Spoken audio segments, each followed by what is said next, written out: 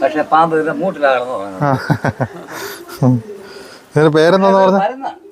പേരെന്താന്ന് പറഞ്ഞേ? ശ്രീനാലങ്ക. ശ്രീനാലങ്ക. നമ്മുടെ നാട്ടിലുണ്ടോ ഈ സാധനം? ഇത് മണ്ണ് വേണ്ട, വെള്ളം വേണ്ട. എത്ര ഉണക്കാണെങ്കിലും പിടിച്ചെന്നുള്ളൂ.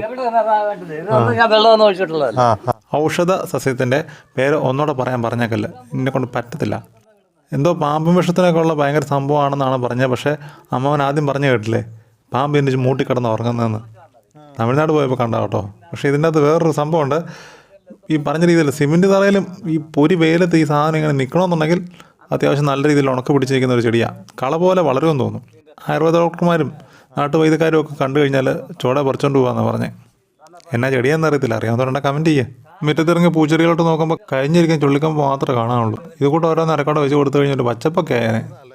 പക്ഷേ ശ്രദ്ധിക്കണം, ചില ചെടികൾ കളയായിട്ടങ്ങ് വളരും. പിന്നെ നമുക്ക് പറമ്പിൽ